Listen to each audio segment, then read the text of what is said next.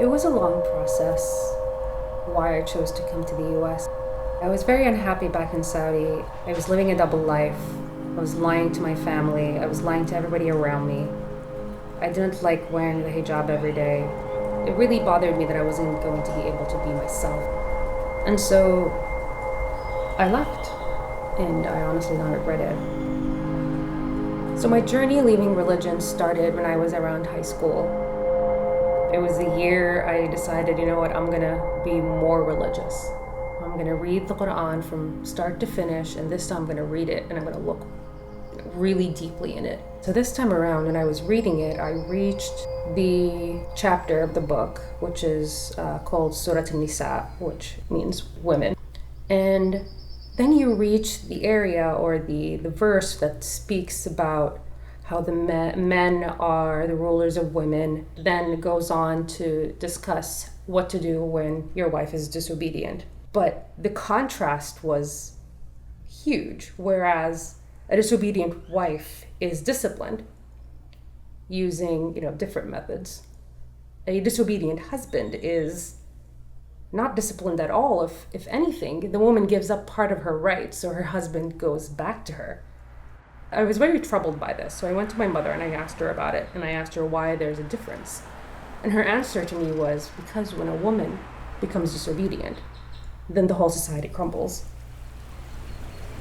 The hijab to me represents everything that I couldn't do when I was a kid. I was 9 years old. I wasn't able to wear, dresses and shorts. I wasn't able to ride a bike outside with my friends, the boys, of course. I wasn't able to go into the water and swim with my brothers and the other kids. To me, it really does represent everything that I wasn't able to do when I was a kid. I don't think it's empowering. To some people, I guess, when they choose to wear it and they feel like the whole world is against them or the whole world is telling them that this thing is oppressive, but they don't think it's oppressive because they chose to wear it. But they're also completely disregarding other people like me, like many in the Muslim world, in Saudi Arabia and Iran, and not just those countries, people here in the US and Canada that have very religious families that tell their children, you won't be my daughter anymore if you take off your hijab, or you're not welcome in my home. I never thought it was empowering.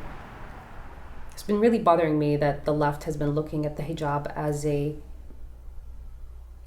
freedom of choice, because to me, the hijab is the complete opposite of freedom of choice, because it's a clear-cut requirement for Muslim women that you have to wear the hijab in order for you to be, the most modest, most pious, and in order for you to go to heaven. I was taught that if I don't wear the hijab, then I will be held from my hair in hell.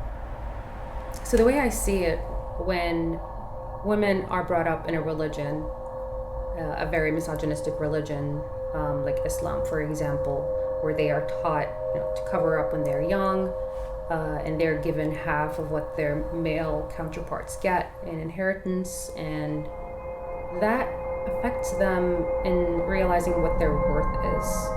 And I've seen that in women in my community that have become, for example, second wives, and they just thought, this is what religion is. This is what God gave my husband. It is his right. And it bothers them, but they also feel that this is an obligation to accept it, because it is a given right to men in Islam to marry up to 4 wives, and she can't tell him that he can't do it. I've been very happy. I was able to find someone that I love and has been very, very supportive of me. And I've been able to create a life for myself, be completely independent, and most importantly, be myself.